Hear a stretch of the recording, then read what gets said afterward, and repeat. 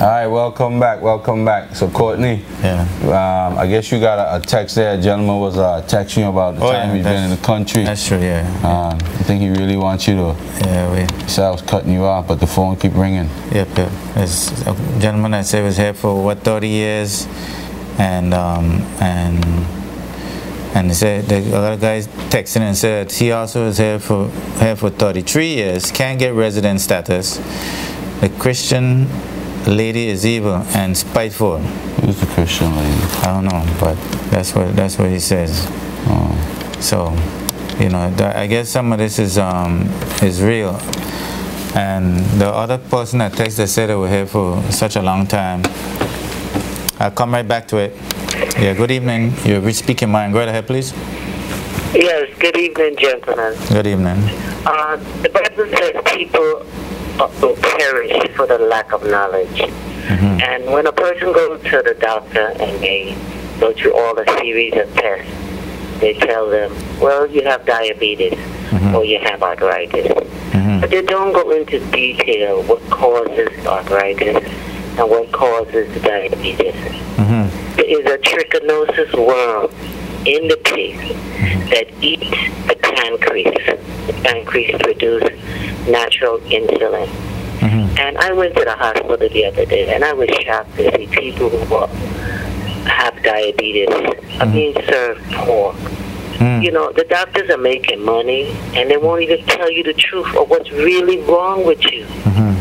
And the people need to know that this trichinosis worm hatches worms and eggs in your joint and make it difficult for you to walk, and they call it arthritis. The doctors are making money and won't tell the people the truth. You're talking about the white meat, right? You're talking about what we call the other cheap white meat, pork. Yes. That's true. I'm aware of what you're talking about. But they need to tell the people. They're telling you don't eat pork, but they won't drive the pork home of why you shouldn't eat it. They need to I'm not. That this one actually eats pancreas. And I am also convinced that pork is promoted in black communities more than any other place else in the world. You are dying. We are dying. Yep. When you ask the person, what did the person die from? Oh, diabetes, high blood pressure, and not telling you this worm is killing you. It's in your body. They cannot get rid of it. They don't even let you know that. Yeah. It cannot be removed. You'll have a good time. Well, Carla, I'm one of those people who about 30 years ago stopped eating pork. So I don't if it's still in me, I'll be very disappointed. But I was made aware by Elijah Muhammad and people like that of what pork can do to you. So I'm not one of those persons. I wish we could really educate the entire world about it and let them know that that you know, once you get that worm in your body, it's like a death sentence. Yes. You know, I met a man 36 years ago, and when I saw him hop in on crutches, he used to say, it didn't kill my mama, it's going to have to kill me. And the worms actually killed him. You know, he urinated worms, you know, defecated worms. I mean, it may taste good, but you need to know what it's doing to you. And it's one of the cheaper foods. You know, but sometimes it's not what is cheap is good for you.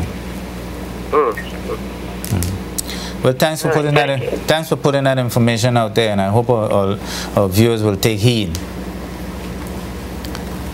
Yeah. The other white meat. Yep. Got that worm in it. But you know, just to off the subject a little bit, you know, it ain't just the doctors and us, the mechanics, it's the carpenter, it's the builder, You know, you go to a lot of professional people for help, and they never really fully explain to you what your problems are. Yes. They'll tell you, well, you need to fix the left side of your vehicle, but then they'll go in detail and do it themselves. They never explain to you what made it go wrong in the first place. So it's... As my colleague would say, they keep you coming back to them. Yeah. Everything. They keep you coming back to them, and that's a fact. And that to me, that is unethical, if you ask me. You know, we should be a bit more, you know, concerned about our fellow human beings. You know, and be a little bit more upfront and more proactive rather than being so diabolic and negative. Yeah. You know, while the caller was online, I wanted to ask her what would she suggest, since I mean she recognized that, and we recognize that too. I mean, we got what, 4 dialysis machines now at the hospital.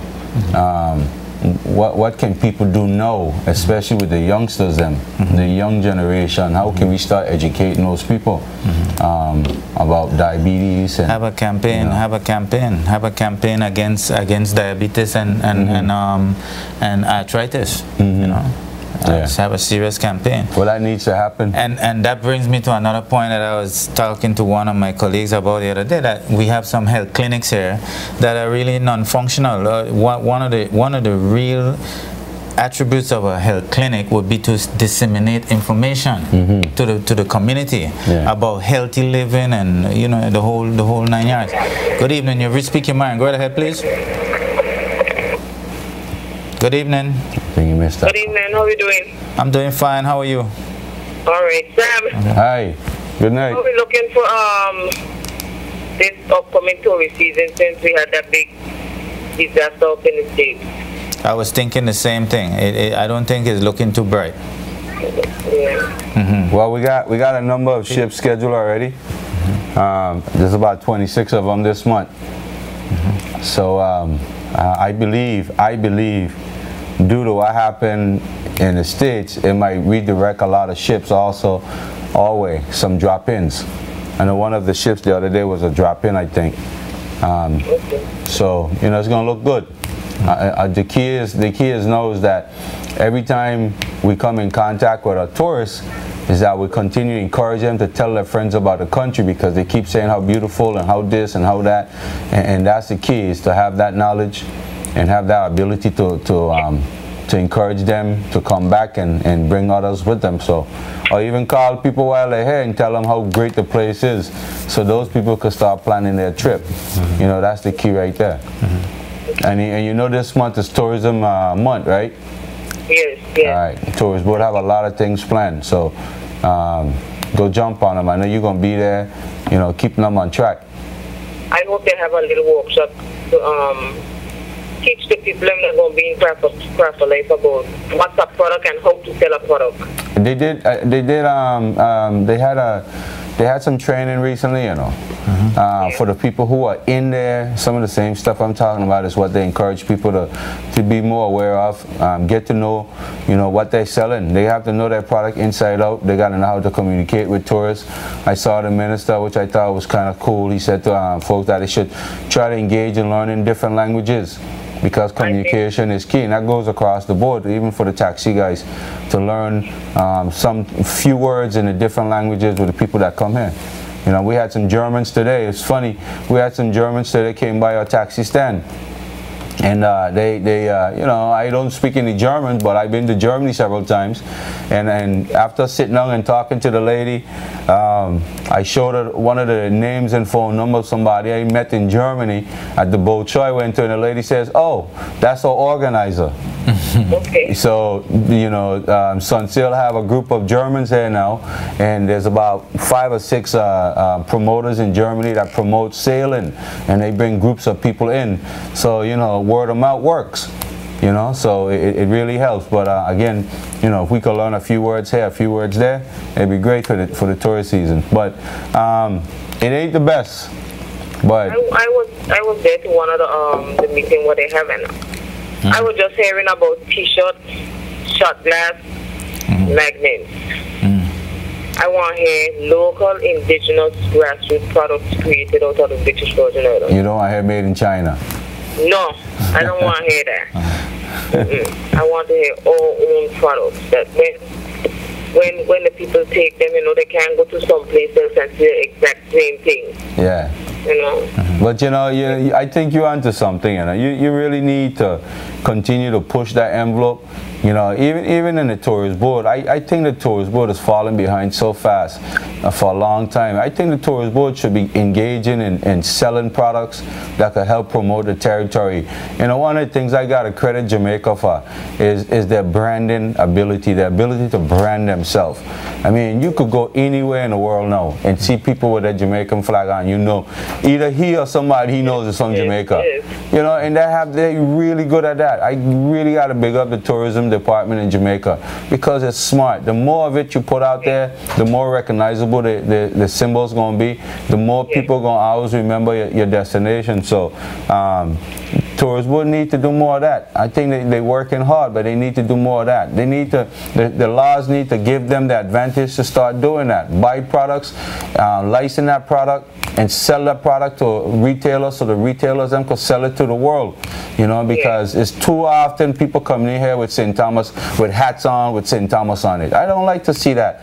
They should be coming in and buying a hat that said BVI on it and going around with that on it. You know what I mean? And I mean, they say how beautiful the place is. They think this is one of the most beautiful places they've ever been.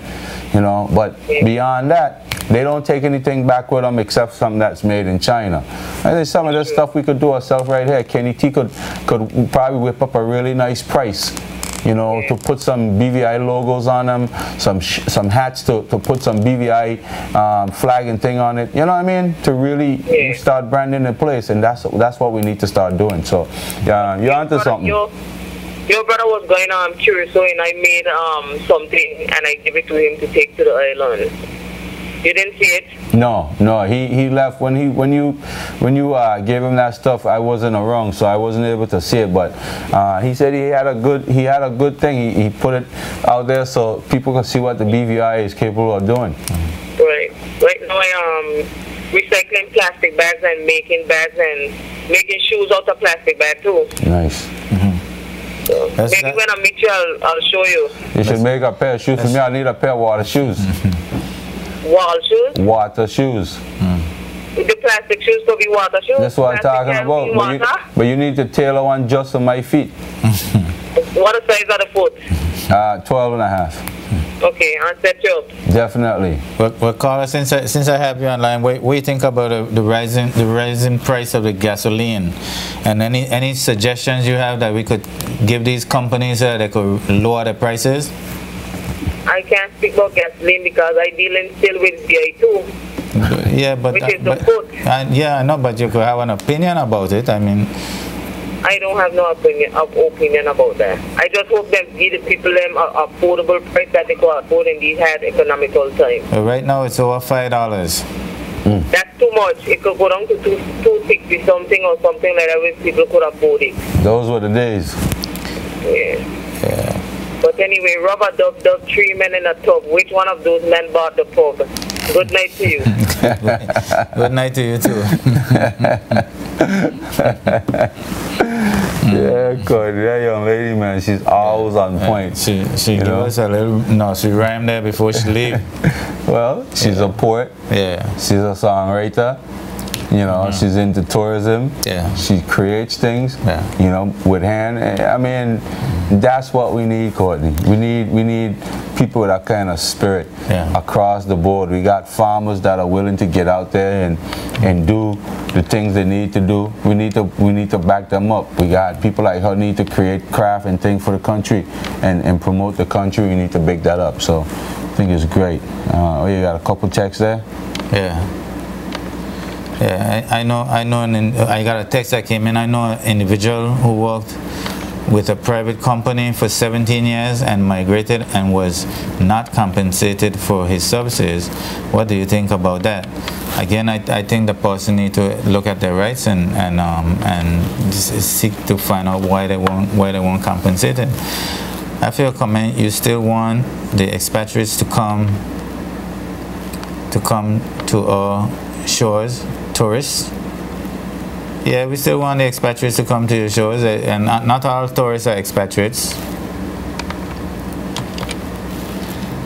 A tourist is anyone who comes I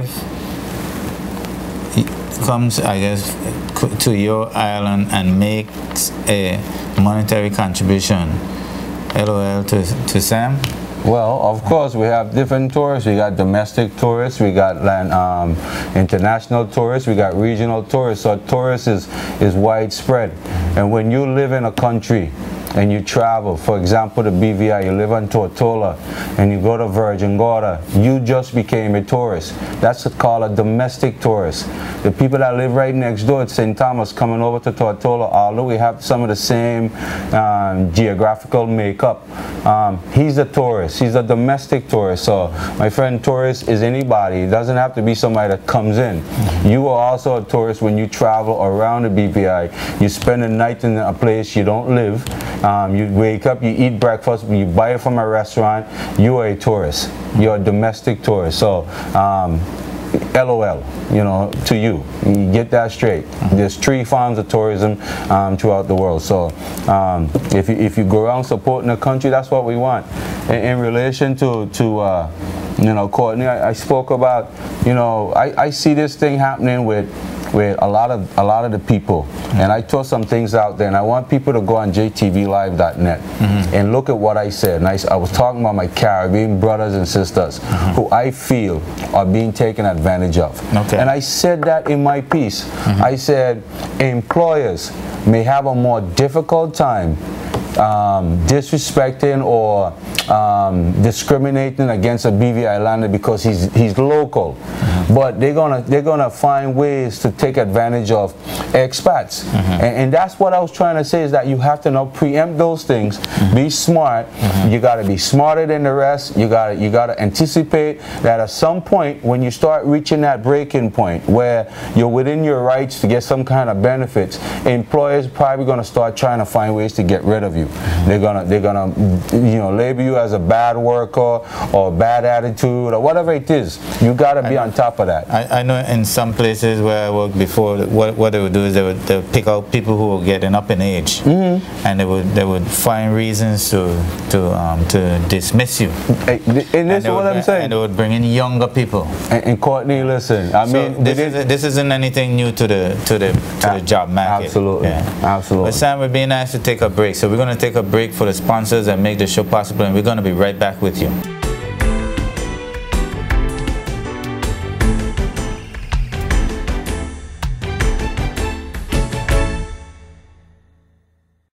Yo, you ain't checking for me no more, man. What going on? Girl, you're right, man. Things rough right now and ain't getting no better. I gotta cut back how things so expensive. Wait, you ain't hear Digicel giving away some serious credit? With Digicel, when you top up by $15, you will get $100 free credit. I mean, that's 100 anytime Digicel minutes, free chat all weekend long to your Digicel friends, and unlimited text to any network. Wow! Now with Digicel, I can save and we can party some more. Party Rock is in the house tonight. Your credit lasts longer with Digicel. Now that's something worth partying about.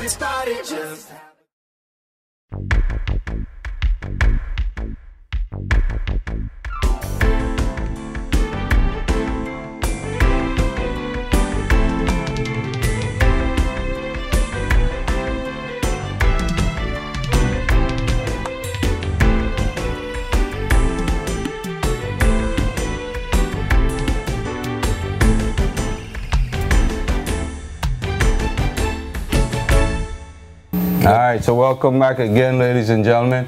Again, you know, when we get text, folks, we try to like clear up the texts, and we're talking about tourism. It's Tourism Month, and we're encouraging everybody to go out and celebrate Tourism Month. You can go on the BVI Tours World website and see a calendar of events that are going on throughout the territory for the whole month.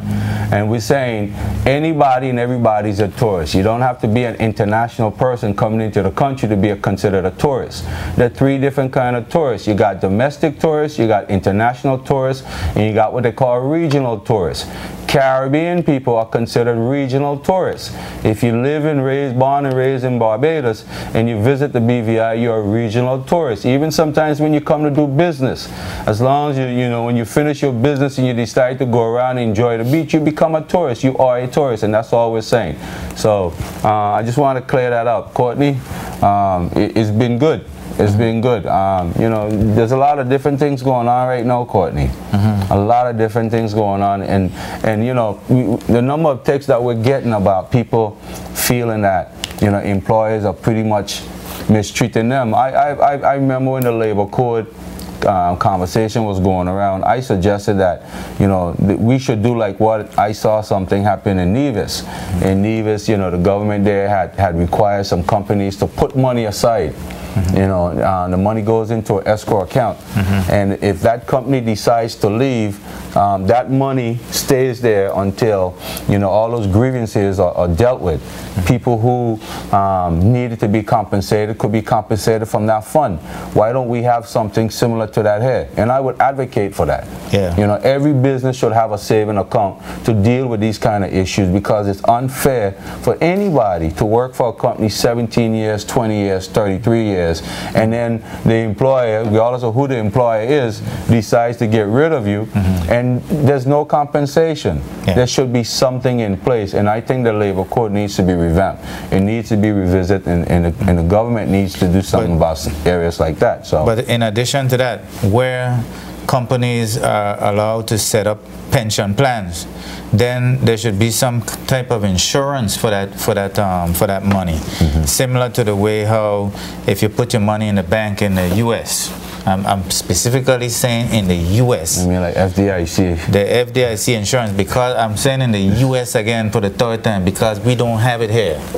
You could put all your money in the bank here.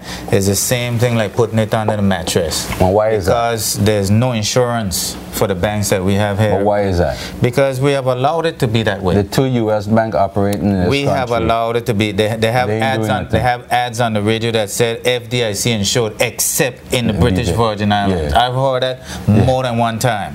So they so know that what they're doing is so wrong that they even have it in an advertisement. But like you said, the system, we're allowing them to do it. We are allowing it to happen because we, the people who have the money in the banks, refuse to tell our government, look, enough is enough. Put some type of insurance in place so that if anything should happen to those institutions, that we'll be able to get some part of our money back. Okay? You may not get all your money back, but at least you'll get some part of it back. Well, FDIC showed up to, I think, $150,000 for every single account. I remember when the banks then were going under, a lot of the banks then were as long as you were in a U.S. bank, you were being protected up to that amount. And then some of the other type of banks, it was a bit higher. But Courtney, we are managing control. The two U.S. banks in this country, you have to go through all the U.S. regulation to get loans. Except protection of your money. Right? And this falls right back into all of these TIAs that we are signing. Right? We're signing a lot of agreements that are advantageous to other people. To other people. I'm not saying them, because them could mean a lot of other. Well, them who you're signing agreements with. We're signing a lot of agreements, and we need to start looking at some agreements for us. When I say us, I don't mean U.S. I mean Virgin Island establishments and people. And we need to be conscious that as a people we have needs and wants and concerns, and we are standing behind the people that we elect, and we are hoping that they're the answer to some of the problems that we have, and some of the needs and aspirations and desires that we also are looking for. And not the unreasonable ones, Sam. I have to make it clear, not the unreasonable wants and desires and aspirations, because some of our people have some unrealistic needs and desires and wants, and I wouldn't support the position that we should try to fill all of those needs as well. Sam, we're getting very close to the end of the show, and we're going to have to try and start do a recap of some of the issues and texts and calls that we were able to manage tonight. So I'll let you start out by giving us some Well, Courtney, thoughts on some of the things. I just gonna go real quick. What I open with is this tourism month. I think everybody should go out and support the tourism event. Again, you can go on the BVI Tourist Board website, www.bvitourism.com. There's a calendar of events going on. We have Restaurant Week, we got the boat show, we got events being held down at Long Bay for kids. There's a lot of different things happening. We talked about beach access. I want people to know that the law is on your side, even in private development. Spending money locally, government institutions, statutory bodies, spending money locally, supporting the businesses that you expect to turn around and support your kids, hire people, pay taxes, and so forth. Whenever possible, spend money locally. I'm talking about government institution, I'm talking about government departments, I'm talking about government statutory bodies, tourist board, electricity board. I don't want to see the headline that I say government ain't spending money local. I said statutory bodies. Statutory bodies. That's what I said. I talked about, last week I talked about our Caribbean brothers and sisters. I spoke about Caribbean brothers and sisters who have to preempt what's coming.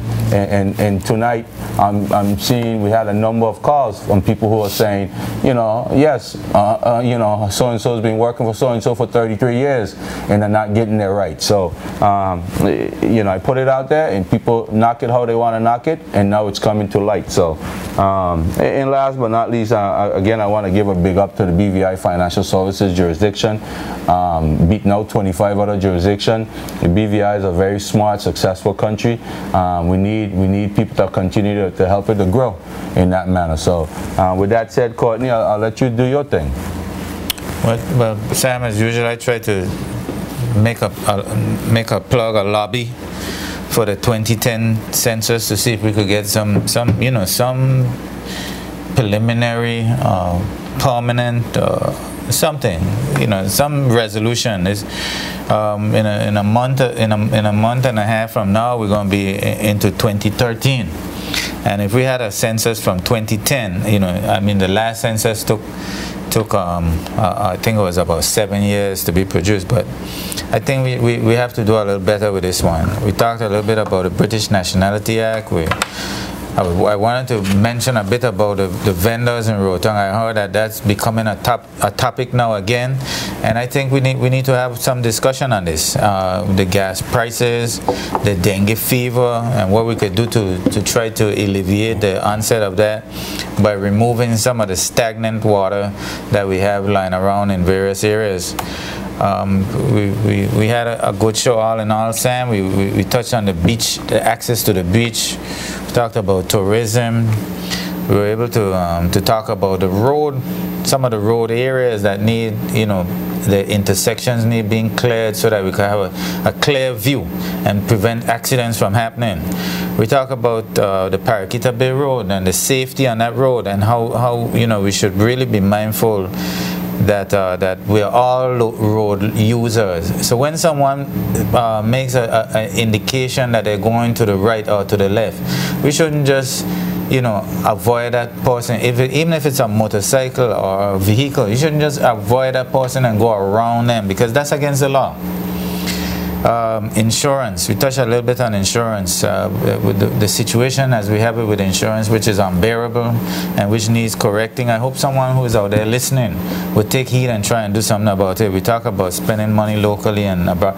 Also, we might as well say that there's a trade show coming up pretty soon, so we'll keep posted and see how that pans out. Sam, all in all, we had a pretty good show. We touched on a number of issues, and we had a number of texts that were real good for the community and a number of calls. So on that note, I'm going to say God bless these Virgin Islands and the people that live in it, and hope that we'll see you next week.